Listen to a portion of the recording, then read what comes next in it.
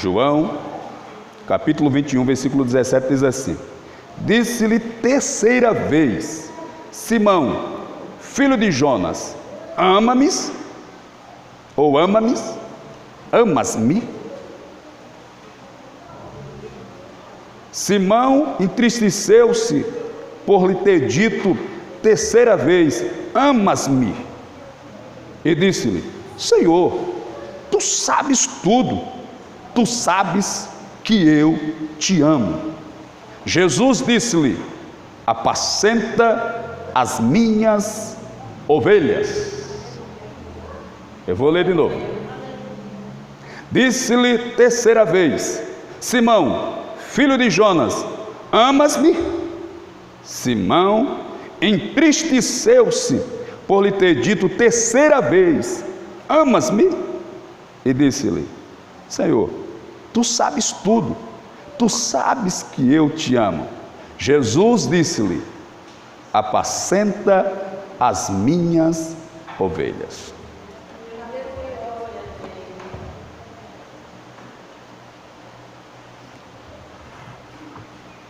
Se você ler o texto com carinho, a primeira vez que Jesus pergunta para Pedro se ele o ama, Jesus Cristo disse: amo, Senhor. Aí ele diz: cuida dos meus cordeiros. Aí Jesus Cristo fala a segunda vez: Pedro, ou Simão, é o mesmo Pedro, amas-me? Se amo, Senhor. Cuida das minhas ovelhas. Aí ele pergunta terceira vez.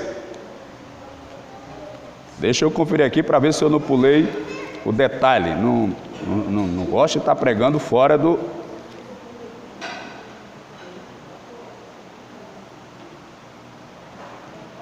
Então ele pergunta na terceira vez: amas? Apacenta as minhas ovelhas. Na primeira vez ele diz: cuida dos meus cordeiros. Na segunda vez ele diz: cuida das minhas ovelhas. E na terceira vez ele diz: apacenta as minhas ovelhas. Preste atenção que existe uma diferença, olha. Cuida dos meus cordeiros, cuida das minhas ovelhas e apacenta as minhas ovelhas. Primeiro eu vou lhe explicar que a palavra que Jesus usa quando pergunta se Pedro ama é a seguinte: Pedro, ama-me, é ágape. No grego é amor perfeito. Aí Pedro diz: amo.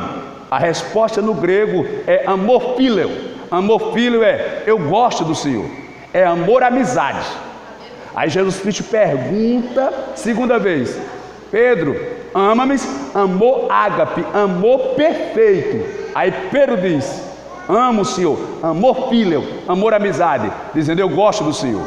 Aí Jesus vai perguntar a terceira vez: Pedro, tu me amas? Aí já é Jesus que inverte. Aí Jesus já pergunta a terceira vez do amor fíleo: tu gosta de mim, Pedro? Aí Pedro olha para ele: Senhor, tu sabes todas as coisas, tu sabes que eu te amo. Aí ele responde: amor ágape, o amor perfeito. Só que é interessante notar aqui que ele diz assim: apacenta, na primeira resposta, apacenta os meus cordeiros ou cordeirinhos, ou cuida dos meus cordeirinhos. Depois ele diz: cuide das minhas ovelhas. Sabe o que é que Jesus está dizendo? Que cuidar de novo convertido é bom, é criança, mas esse cordeiro vai virar ovelha, e quando vira ovelha já cria uma certa maturidade, a cabeça já fica pensando diferente, decisões, pensamentos, vontades diferentes. Mas ele disse: mesmo assim, do mesmo jeito que você cuidou quando era cordeiro, vai cuidar quando for ovelha. E na terceira vez ele diz, ele não diz cuida das minhas ovelhas, ele diz apacenta as minhas ovelhas. E qual é a diferença entre apacentar e cuidar? Apacentar é levar para tomar água, é levar para comer o pasto, é levar para o campo, para apacentar, para cuidar. Isso é apacentar. Cuidar, aí já fala de quando a ovelha está ferida, está machucada, está doente. Entendeu? Que são duas responsabilidades: dar o alimento, a água, e ao mesmo tempo cuidar das feridas, a ovelha machucada, a ovelha quebrantada. É a responsabilidade de Pedro como o pastor que Jesus vai ordenar. Só que o que a gente entende aqui, queridos, a exigência de Jesus para Pedro é amor. Jesus não chegou para Pedro e disse: Pedro, você tem um curso de teologia? Você sabe ler e escrever, Pedro? Você tem dinheiro, Pedro? Não. Jesus não olhou ou não perguntou se ele tinha essas qualidades acadêmicas, se eu posso assim dizer, mas perguntou se ele amava, ou se ele tinha amor, porque é o que Jesus vai exigir de mim e daqueles que fazem parte do quadro de obreiros, ou que são ceifeiros da obra do Senhor. É amor para fazer a sua obra, porque se você não tiver amor pela obra do Senhor, você vai cansar, se entristecer, se angustiar, se irritar, se desesperar e parar, porque faltou o ingrediente principal, que é o amor pela obra. Louvado seja Deus. Eu ouvi um pastor dizendo, ou não sei se foi o Silas Malafaia, ou se foi o Cláudio Duarte, ele disse assim: se você não gosta de gente, então você não pode trabalhar com gente. Se você não gosta de pessoas, você não pode trabalhar com pessoas, porque você não vai conseguir ter êxito, porque você vai trabalhar com uma coisa que você não gosta. Então, se a gente não gosta de gente, não ama a gente, não tem cara, você não consegue.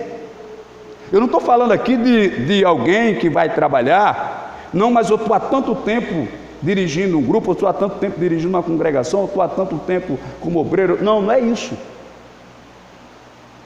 Porque se você não sabe, um dos piores reis de Israel foi um rei chamado Acabe. Teve outro também que foi ruim, foi o Manassés. Agora não estou lembrado se Manassés é de Israel ou é de Judá. Então os dois ali competem. Mas eu vou falar de Acabe, que é que eu lembro o tempo que ele governou. Sabe quanto tempo Acabe passou sendo rei? Mesmo sendo um dos piores reis de Israel, 40 anos. O mesmo tempo de Davi, o mesmo tempo de Salomão, o mesmo tempo de Saul. 40 anos. Então, o que eu vou entender aqui é que o fato de fazer a obra não significa dizer que você ame a obra. Agora o que vai pesar aqui, apesar de que eu lembrei de um negócio agora, só que eu não estou seguro, eu não pesquisei, acabei não vendo. Eu não sei se é a irmã Dulce ou se é a Madre Teresa, é uma das duas. Eu não estou lembrado, eu vou falar aqui sem muita segurança, mas é uma das duas que tinha uma casa que cuidava de doentes. Ela cuidava de doentes. Parece uma obra nobre, cuidar das pessoas doentes, das pessoas enfermas. Só que eu vi esse comentário, li em algum lugar, mas eu me informo de muita coisa, às vezes eu não sei nem onde foi que eu arrumei a informação, mas fica na lembrança. Ela gostava de ficar ao lado da pessoa, exatamente na hora que a pessoa estava morrendo. Ela fazia questão de ficar ao lado da pessoa. Talvez você olhe assim e diz: rapaz, que coisa bonita, né? Querer ficar ao lado de uma pessoa que está nos últimos momentos, que está morrendo, está se acabando. Que coisa bonita. Mas sabe por que ela queria ficar ao lado da pessoa? Porque ela gostava de ver o sofrimento das pessoas. Ela gostava de ver a agonia da pessoa morrendo. Ela sentia prazer. Então, se você trabalha com gente, tem duas formas de você trabalhar com gente. Uma é você amar as pessoas e a outra é você trabalhar porque você quer suplantar as pessoas, que é superior. Tem duas formas de trabalhar. Eu não estou lembrando, posso até estar errando aqui, não sei se era a Madre Teresa de Calcutá ou era a irmã Dulce que tinha esse trabalho. E segundo relatos, ela gostava de estar perto das pessoas quando ela estava morrendo, mas não era porque amava, era porque gostava de ver a pessoa sofrendo na hora da morte. Glória a Deus. Então, queridos, a exigência que Jesus fez para Pedro para fazer a sua obra foi amar. E amar, veja, deixa eu ler aqui para você. 1 Coríntios capítulo 13, eu vou ler só um versículo. Você em casa pode ler o restante, que tem muitas outras coisas. Mas só o 8 do 13 de 1 Coríntios já diz tudo.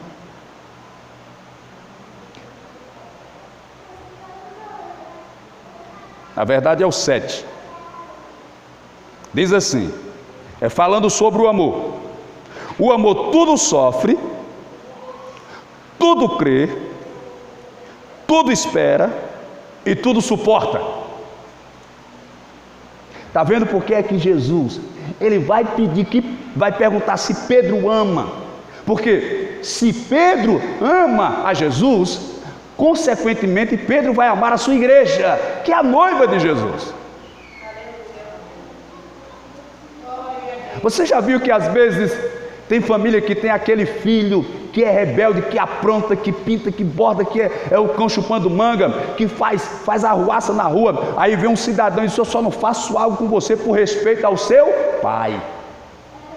Então assim às vezes somos nós com a igreja. A gente, por amor a Jesus, a gente suporta os defeitos da igreja, as falhas da igreja, as deficiências da igreja. A gente tolera por amor a Cristo. Mas veja qual é a exigência do amor. Olha, tudo sofre. Você quer sofrer por alguém? Você quer sofrer por causa de outro? Sofrer pela igreja? Numa expectativa de não receber nada em troca, ou simplesmente sofrer por ele, sofrer por ela. Está aqui, tudo sofre. E não é só uma coisa, não é tudo. Tudo sofre, tudo crê, tudo espera e tudo suporta. Tudo suporta.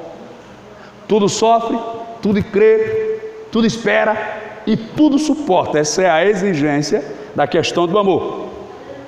Então, seguindo essa linha de raciocínio, uma coisa que vai fazer com que... Isso não é só na igreja não, irmãos. Isso é às vezes numa empresa, numa profissão, no casamento. A gente precisa desenvolver a tolerância. Tá? Aqui também, no contexto do amor, vai falar sobre isso. Então, quando a gente aprende a ter essa tolerância, a gente vai conseguir avançar, ir além. Por quê? Porque quando você desenvolve a capacidade de tolerância, você vai suportar muita coisa. Então, suportando, você vai ficar dentro de uma possibilidade de alcançar patamares elevados, porque você suportou, você tolerou, você aguentou, você segurou firme. Então a você pode ser dado a oportunidade de crescimento e de sucesso. Sabe o que era que os meus pais na fé diziam em reunião de ministério, de dirigente? Eles diziam assim, pastor Beni, pastor Vianney, pastor Isaías, ele dizia assim: quer passar vergonha? Seja pastor, seja obreiro. Se você quiser passar vergonha, ser humilhado às vezes, ser destratado às vezes, ser rejeitado às vezes, eles resumiam nessa frase: quer passar vergonha? Seja pastor.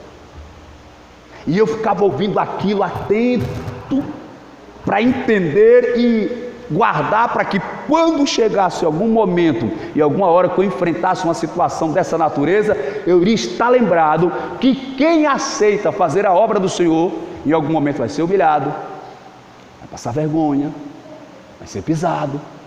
Aí você precisa estar psicologicamente preparado para saber administrar essa situação e passar por cima, não deixar que aquilo de repente atrapalhe a sua bênção, a sua vitória. Eu lembro que o pastor Beni dizia assim: tem hora que a gente engole rato com cabelo e tudo, e vivo ainda mais. Engole rato, caranguejeira, cobra, aranha, entendeu? Aí você se entala. É por isso que Jesus é a fonte da água da vida, irmão, para desentalar. Quando você toma um gole d'água chamada Jesus e desentala. Às vezes até você que dirige um culto, dirige uma consagração, dirige uma congregação, às vezes no culto você passa aqueles momentos difíceis, as pessoas às vezes criam algo dentro do culto, faz alguma coisa que você diz, meu Deus do céu, você tem que controlar para não falar, para não dizer alguma coisa, não tomar uma atitude, aí você... Isso é ruim para a nossa saúde, irmãos, porque isso a gente chama de implodir, não é explodir, porque explodir é para fora, implodir é para dentro, a gente explode dentro da gente mesmo, e aquilo pode causar depressão, uma angústia, tristeza, infarto, derrame, e por aí vai. Mas são ossos do ofício, irmãos, são ossos do ofício. Então às vezes a gente enfrenta essas circunstâncias, esses momentos e essas dificuldades, e a gente precisa ter esse equilíbrio, ter esse cuidado, para não passar esses perrengues. Falando sobre oportunidades, sobre culto, tem pessoas, principalmente para a gente que dirige culto, que dirige trabalhos de oportunidade, a gente vai ter aquela compreensão de que tem gente que ama ter oportunidade, gosta de ter oportunidade. E você precisa mapear essas pessoas ou saber quem são essas pessoas para, se ela não for uma pessoa que cause transtorno no culto, você dá oportunidade, entendeu? Não é bom você ficar com aquele pensamento. Eu já pensei assim, que é aquele pensamento arrogante, está pensando o quê? Que vai ser, o culto vai ser do jeito que ela quer, do jeito que ela quer. Mas às vezes aí o tempo vai passando, mas meu Deus, desculpa a expressão que eu vou usar, meu Deus, às vezes é um coitado, é a única coisa que ele tem a oportunidade de cantar o hino, ler o versículo, às vezes até meio torto, meio desajeitado, é a alegria dele, mas então a gente acaba cedendo. Então, claro, tem gente que às vezes aí a gente segura um pouquinho, porque tem gente que desprograma o culto numa medida que só o sangue de Jesus para aprumar, meu irmão. Mas se é uma pessoa que respeita o tempo, que não fala bobagem, porque às vezes tem gente que recebe a oportunidade e fala um bocado de bobagem, fala uma coisa sem sentido, sem pé e sem cabeça, coisa que quem está na igreja diz, às vezes até uma história bonita, mas a pessoa no final deixa a história feia. Um dia uma irmã contou aqui uma bênção e a gente ficou animado, deu glória. Disse, irmãos, olha, eu vou contar um milagre aqui. A minha mãe fez umas compras e deixou na porta de casa, irmão. E ela foi pegar a chave para abrir o portão para entrar. Ela abriu e esqueceu as compras na porta, irmão. E as compras passou o dia todinho lá. Aí quando foi no final da tarde, a gente disse, não era se a compra estava lá, irmãos? Olha como Deus é fiel e poderoso, ninguém levou, ninguém pegou. Tudo bem que era só meia dúzia de ovos. Eu digo, meu Deus. Era tão bonito o testemunho, meu irmão. Aí no final disse que era só meia dúzia de ovos. Jesus é glorificado nas pequenas coisas, mas você tem que ter brilho, tem que ter consciência para, entendeu? Estava indo tão bem, aí no final disse, era só meia dúzia de ovos, é bonzinho com 40, né? Eu digo, meu pai, não precisava dizer que era uma meia dúzia de ovos, não. Só basta dizer que comprou lá e ninguém pegou, que a gente glorificava com mais força ainda. Mas não. Então você precisa ter essa inteligência, esse pensamento para pegar às vezes um assunto que pode ser simples, que para você é algo interessante, é só você saber colocar as palavras certas no momento certo e abrilhantar uma coisa tão simples que alguém sai maravilhado com aquela coisa que... E deixa eu contar uma coisa para os irmãos, isso eu sempre falo para alguém que às vezes pergunta, pastor, o que é que a gente pode fazer para ser pregador? A primeira coisa que eu falo para as pessoas, pregue a mensagem mais simples que você tiver. Não fique querendo criar uma mensagem bonita, cheia de assunto daqui, dali, da acolá. Às vezes você quer falar um assunto que você não entende, acaba falando bobagem, falando besteira e fica feio. É melhor você pegar um assunto bonito ou um assunto simples e falar ele com segurança, com certeza, com confiança, que fique uma coisa bonita. Entendeu? Por exemplo, não vou dar esse exemplo não, porque você não me apanha. Vamos voltar para cá. Então, se a pessoa, ela respeita o tempo e não fala coisa com coisa, a gente, por exemplo, às vezes a pessoa traz um parente para a igreja, às vezes a mulher é crente, o marido não é crente, aí naquele dia ela trouxe o esposo dela para a igreja. Ela pode até não ser muito de oportunidade, não ligar muito, mas eu aconselho a você a dar uma oportunidade a ela, porque o esposo dela está ali, não é crente, entendeu? Ele pode ficar feliz em ver a esposa dele lá cantar o hino ou ler o versículo. Da mesma forma, se trouxer o pai, a mãe, o filho, a filha, um amigo, um vizinho, entendeu? Você tem que ter essa vigilância. O irmão trouxe os visitantes, um ou dois ou três, Então você, olha, tá aqui, pastor, os meus parentes estão aqui, os meus amigos que eu trouxe, meus colegas da escola. Então você faz um esforço para dar uma oportunidade àquele irmão, que é para os amigos dele, a família dele, ver ele ali dando uma palavra, cantando o hino, lendo o versículo. Isso causa uma boa impressão, entendeu? Isso é importante. Então você tem que ter essa noção para procurar ter esse zelo, esse cuidado. Quando eu falo sobre oportunidade, e uma coisa que é muito desconfortável é o tempo. O tempo é uma coisa muito desconfortável quando se descontrola. Toda vez que tem evento na cidade, dia do evangélico, o aniversário da cidade, vai ter culto que se reúne os pastores para tratar como é que vai ser, como é que não vai ser. O principal assunto sempre é tempo. A gente tem que ter cuidado, porque às vezes o pregador começa a pregar e já está muito tarde, o povo começa a ir-se embora e tal. Porque de fato as pessoas vão ter um compromisso no outro dia. Para quem está falando, para quem está cantando, a gente se deixar vai até meia-noite ou até no outro dia. Mas a pessoa que está ali já está fadigada, já está cansada, entendeu? Querendo que termine. Às vezes passou um dia trabalhando, a dona de casa passou um dia lavando prato, lavando roupa, varrendo casa, cuidando dos filhos, às vezes o marido fazendo raiva, aí chega aqui já estressada, entendeu? Então você precisa ter... Foi uma jogadora de basquete, e eu lembro do nome dela.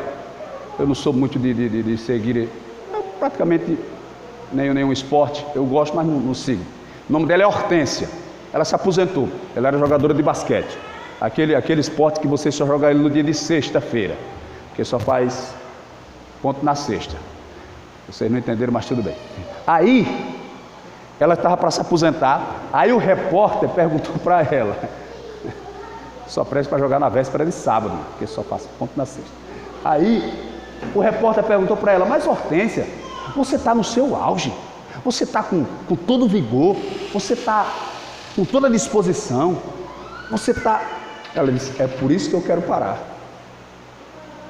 Como assim? Eu quero parar agora porque estou no auge.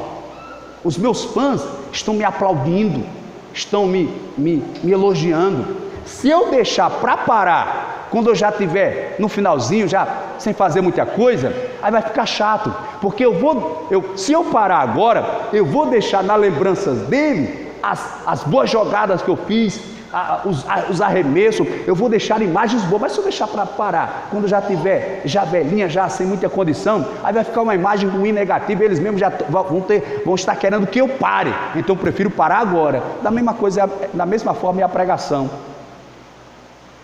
É melhor você parar enquanto o povo está querendo mais, do que você parar quando o povo já está dizendo: chega. Porque senão, tudo que você falou antes acaba saindo da lembrança da pessoa. Eu não vou falar daquela pregação que 25 anos depois as pessoas ainda lembram. Eu quero me desviar. Pequena, simples, mas ficou na mente de quase todo mundo lá. Eu encontrei pessoas 25 anos depois no comércio lá de Maceió, no centro. Irmão, rapaz, como é que o senhor está? Está onde? Estou em Messias. Está lá, pastorinho, você estou lá tomando conta de uma obra. Rapaz, é aquela pregação. Diz: que pregação? Eu quero me desviar. Oxe, o senhor estava lá? Estava, senhor. Entendeu? Então, às vezes são mensagens simples, mas que são objetivas, são diretas, são dinâmicas. Então, uma coisa que eu aprendi é que você precisa organizar os seus pensamentos, procura as palavras certas, sendo firme, objetivo e direto, causa uma impressão muito poderosa. Mas uma coisa que mais me preocupa, quando a gente escuta alguém, ou cede a oportunidade para alguém, aí aquela pessoa se estende no assunto. Por exemplo, olha, veja só. Eu sei que você está aqui, você nem merecia estar ouvindo isso. Talvez quem merecia não esteja, mas eu vou postar, quem sabe ele é tocado pelo Espírito Santo e assiste lá. Um culto são 2 horas. São 2 horas de culto. É a média de culto, são 2 horas. Meia hora, a gente canta os 3 hinos da harpa, faz a leitura, ora pela leitura, faz a apresentação dos visitantes. Pode fazer fora desse começo, mas vou contar da meia hora.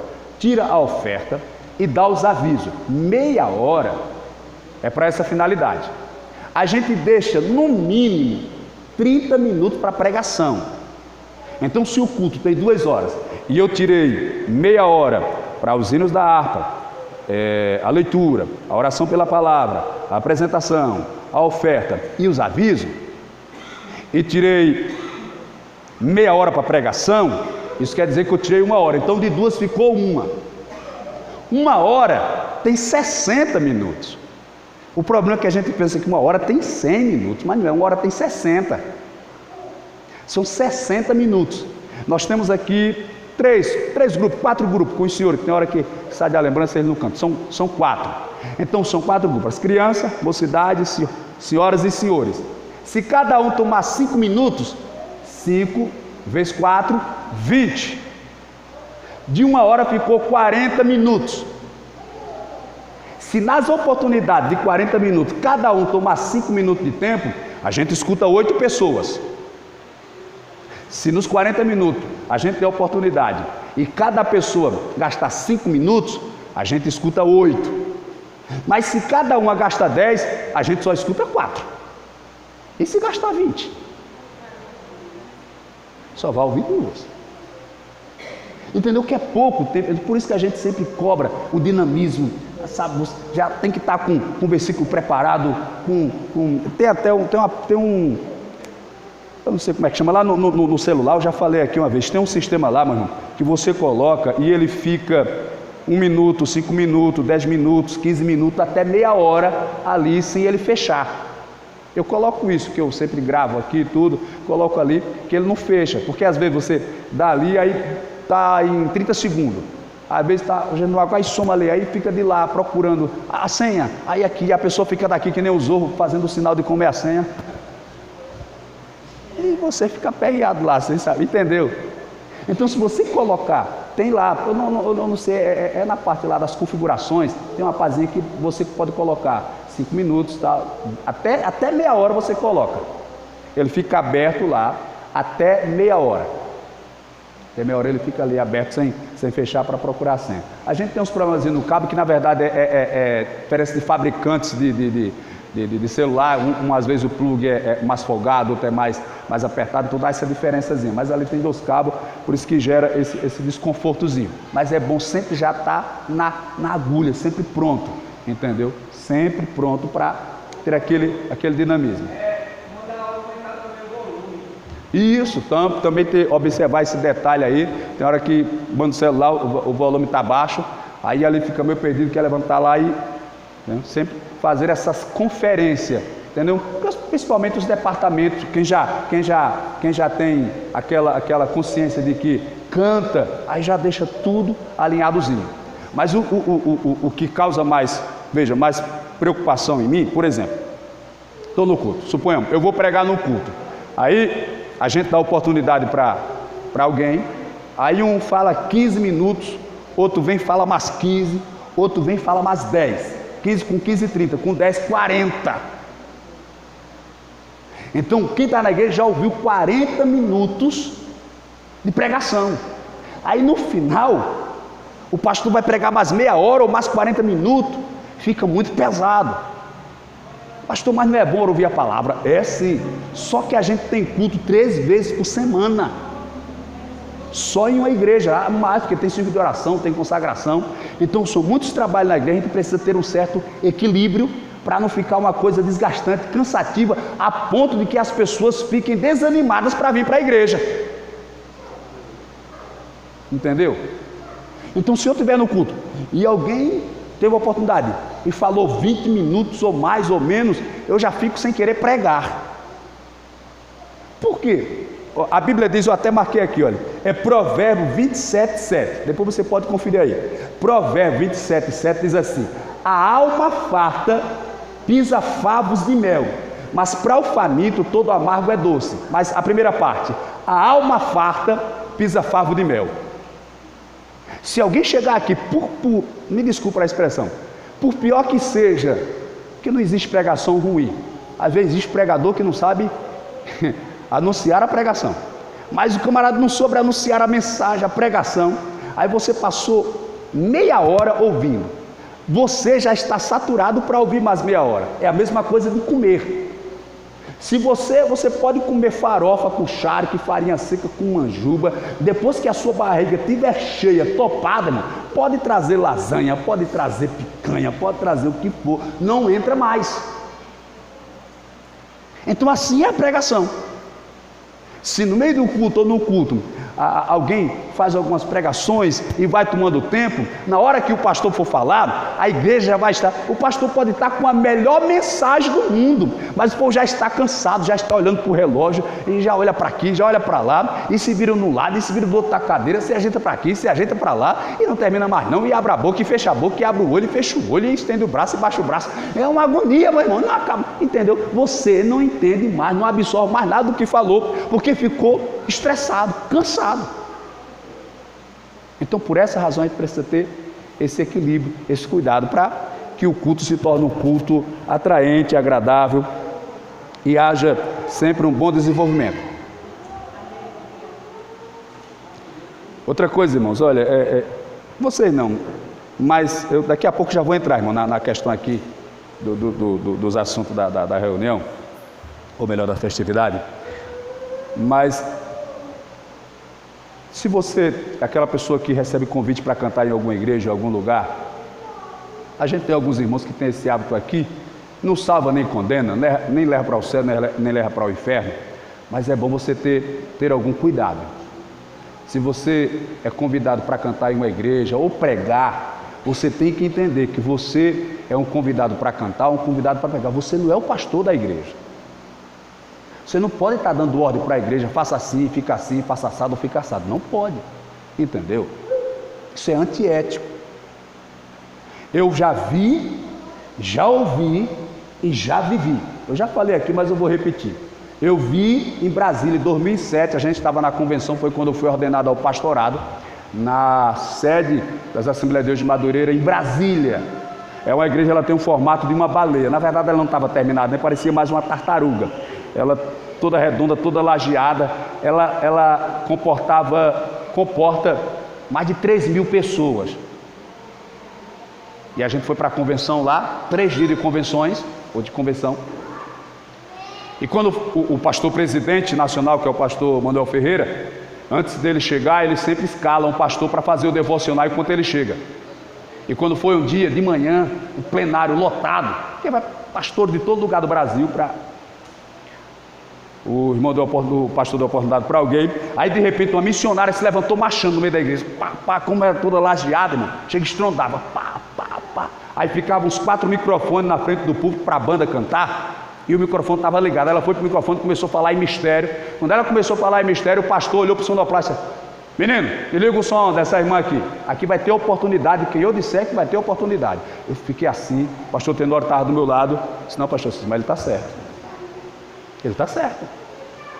Porque se já pensou, se todo mundo se levantar e for lá falar, todo mundo que sentir vontade, quiser falar, vai lá e vai ficar o negócio tumultuado, desorganizado. Essa eu vi. Aqui eu ouvi, foi o pastor Isaías que contou para a gente. O filho dele veio pregar aqui, o pastor Isaías Júnior, e ele veio junto, a gente foi lanchar depois, e ele disse que era a convenção da Assembleia de Deus lá em Teresina. Teresina é Piauí, se eu não estou enganado, era lá. Último dia, todas as congregações, como a gente faz aqui, reunir todo mundo, topado, tal, aquela coisa gigantesca, que igreja centenária, muita gente. Aí o pastor tinha convidado um pastor amigo dele para pregar. Ele foi e levou um amigo cantor, sem o pastor saber. Aí chegou lá e disse: pastor, olha, eu trouxe um amigo aí que canta e tal. O pastor Isaías conversando, ele já fez errado, levar o cantor sem... Mas tudo bem, tá aí. Dá para dar uma oportunidade a ele. O pastor, rapaz, a gente já tem uma programação aqui, já segue um cronograma, mas eu vou ver o que é que eu faço. Disse: tudo bem. Aí no meio do culto, o pastor disse: o pastor vai pregar, trouxe um cantor aqui, vamos ouvir ele cantar um hino. Aí o irmão veio, deu o CD, na época do CD, deu o CD para o sonoplasta, cantou o hino, meu irmão, a igreja incendiou. Acho que a igreja pegou fogo, era gente pulando, marchando, vibrando. Ele se empolgou. Aí quando o hino terminou, ele olhou para o sonoplasta: faixa 4, faixa 4. Mas o pastor se levantou na hora, pegou o microfone e disse: eu dei a oportunidade para você cantar o hino, não foi de hoje nem 3 não, rapaz. Aí aquilo que era para ser uma glória para ele, no sentido bom da palavra, se tornou uma vergonha, entendeu? Causou um impacto à igreja. De repente aquela situação desconfortável. O pastor Vianney, quem tomava o microfone do camarada quando ia pregar, que passava, ele tomava o microfone. Passado, era militar, tem aquele, né? Tenha calma, não vou fazer não. Eu sei que a senhora olhou para mim meio espantada. Mas acho que eu vou pegar aquele hábito de puxar no paletó. Tem pastor que puxava no paletó, mano. Puxar na blusa, se for irmã. Então ele precisa ter esse cuidado. E o que eu vivi, deixa eu passar, eu preciso contar também, que eu também cometi falha. Por isso que eu estou ensinando a vocês, para vocês não falharem. Eu já cometi uma falha. Eu vou dizer, foi aqui mesmo, Messias, logo no início, teve um evento ali no Celau, e convidaram todas as igrejas, era acho que o aniversário da cidade. Se eu não me engano, fizeram no domingo, eu disse, não dá, e a gente terminou o culto mais cedo, eu fui para lá, e como o evento termina à tarde, aí o pastor pediu para fazer a oração final, meu irmão. Muita gente, eu fiquei meio abestalhado. Graças a Deus, Deus abençoe os irmãos, a igreja aqui, a igreja de nome, me lembra até da história do, acho que era Luiz Aguri, Leão Zaguri, era uma coisa assim. Ele era um judeu, ele não era crente. Ele foi observar um batismo de crente, e na hora que batizaram a irmã saiu da água falando em mistério. Quando ele viu a irmã falando em mistério, ele glorificou a Deus, porque a irmã era semi-analfabeta e começou a falar uma língua. Ele disse, louvado seja Deus, porque essa irmã está falando no idioma hebraico. Aí eu fui contar essa história lá, meu irmão, os irmãos já estavam de pé, o pastor veio para o meu lado e levantou a voz em oração. Deus foi tão bom para mim que o microfone estava desligado. Quando eu olhei assim do lado, pode orar, pastor. Então eu já passei também. Então estou ensinando para vocês. Infelizmente vocês talvez nem precisavam, vocês já têm maturidade, mas tem muita gente que precisava ouvir isso aqui. Esse cuidado. Então eu já vi, já ouvi e já vivi. Então a gente precisa ter esse cuidado. Muito bem, olha só. Quem lidera, isso eu vou marcar para ensinar numa reunião com todos, mas eu vou passar aqui já para os irmãos. Quem lidera, quem está na frente de algum grupo, seja mocidade, senhora, uma congregação, um trabalho, se você um dia quiser fazer uma reunião com o seu grupo, que você pode, não existe erro nisso, você tem que analisar 5 coisas que eu vou passar para você. Primeiro, nunca faça uma reunião para desabafar. Entendeu? Quem lidera, quem toma conta de grupo, nunca faça uma reunião para desabafar. Não faça isso. Tá certo? Segundo, nunca faça uma reunião para repreender. Terceiro, nunca faça uma reunião para cobrar, ou exigir, ou obrigar. Obrigar não funciona. Nada obrigado no reino de Deus funciona. Nada forçado no reino de Deus funciona. Ninguém vai lhe obedecer se você quiser obrigar, forçar ou exigir das pessoas. Não funciona, cara. O reino de Deus não funciona se você quiser obrigar. Então nunca faça uma reunião querendo obrigar, querendo forçar, querendo exigir.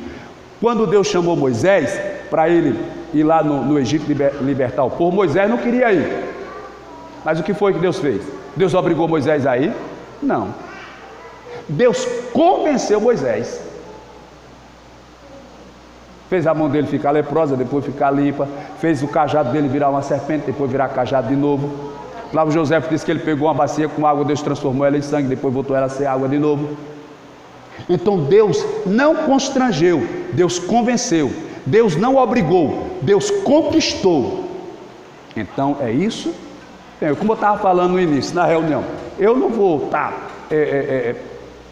ficando com a cabeça quente, agitado, querendo forçar os irmãos, obrigar os irmãos para vir na reunião. Não, cada um é quem deve ter a sua consciência de se quer ou não melhorar no reino de Deus, se aprimorar, desenvolver e dar o seu melhor para Deus. Não será a minha pessoa que vai lhe obrigar e lhe exigir.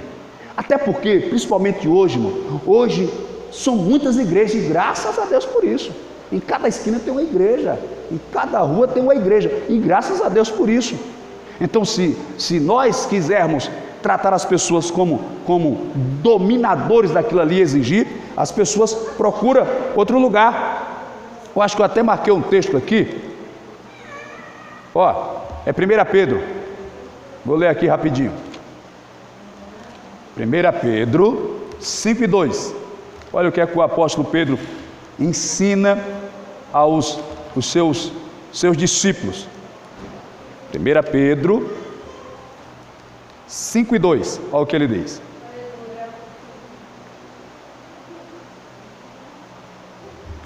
Acho que é 2 Pedro.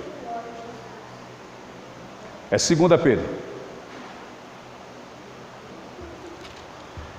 Não, é 1 Pedro mesmo, era porque estava junto com a página do Tiago e eu fui ler no livro de Tiago. É 1 Pedro 5:2, diz assim, ó: apacentai o rebanho de Deus que está entre vós, tendo cuidado dele, não por força, mas voluntariamente, nem por torpe ganância, mas de ânimo pronto. A outra tradução diz: mas servindo de exemplo ao rebanho. Então nós que fazemos parte da diretoria ou do quadro de obreiro, nós vamos trabalhar para servir de exemplo ao rebanho, dando o nosso exemplo, e assim as pessoas vão decidir se seguem ou não. Glória a Deus. Até porque, veja, voltando ao início da leitura que a gente fez: Pedro, tu me ama, apacenta os meus cordeiros. Pedro, tu me ama, cuida das minhas ovelhas. Pedro, tu me ama, apacenta as minhas ovelhas. Veja que Jesus Cristo, em todo o tempo, ele diz: os cordeiros são meus, as ovelhas são minhas. E aqui, apacentai o rebanho de Deus que está entre vós. Então, a igreja é de Deus, o rebanho é de Deus. Eu não posso me colocar como dono, eu vou me colocar como mordomo ou servindo de exemplo. Então, não é interessante você pensar assim. A quarta coisa que você nunca deve fazer, se você liderar um grupo, uma congregação, uma equipe, a quarta coisa que você não deve fazer, for fazer uma reunião, é nunca fazer uma reunião de cabeça quente. Olha só, não faça reunião para desabafar, não faça reunião para repreender, não faça reunião para cobrar, exigir ou obrigar, e não faça reunião de cabeça quente. Não faça, entendeu? Porque se você fizer uma reunião de cabeça quente, você vai falar sem pensar. Então você vai ferir alguém, vai machucar alguém, vai agredir alguém com palavra, a pessoa vai reagir, aí daí pronto. Começou todo o problema, toda a luta, toda a confusão, toda a contenda, Então nunca faça uma reunião de cabeça quente. Nunca faça para desabafar, nunca faça para repreender, nunca faça para cobrar ou obrigar, e nunca faça uma reunião de cabeça quente. E a quinta é a seguinte: você pode até fazer uma reunião e desabafar, você pode até fazer uma reunião e repreender, você pode até fazer uma reunião e cobrar, você pode até fazer uma reunião de cabeça quente, mas lembre-se que em toda reunião você precisa ter algo positivo para passar para os irmãos. Porque o algo bom, o algo positivo, vai servir como bálsamo para sarar, talvez aquela palavra, aquela expressão, aquela decisão que você tomou pela cabeça quente, aquele desabafo que você fez. Então só faça uma reunião primeiro se você tiver algo bom para passar para os irmãos. Um ensinamento, uma orientação, uma disposição, algo que traga ao coração dos irmãos um desejo de ser mais fiel, mais dedicado, mais firme, mais perseverante. Então se você tiver este pensamento, pode ir, mas se for só para repreender, para desabafar, para humilhar, tal, cabeça quente, não faça, porque vai dar ruim, não vai dar bom. Glória a Deus. Porque você pode chegar no dia em que a pessoa esteja tranquila, mas você pode chegar no dia em que a pessoa também esteja com a barriguinha para trás. É assim que diz? Meu Jesus do céu.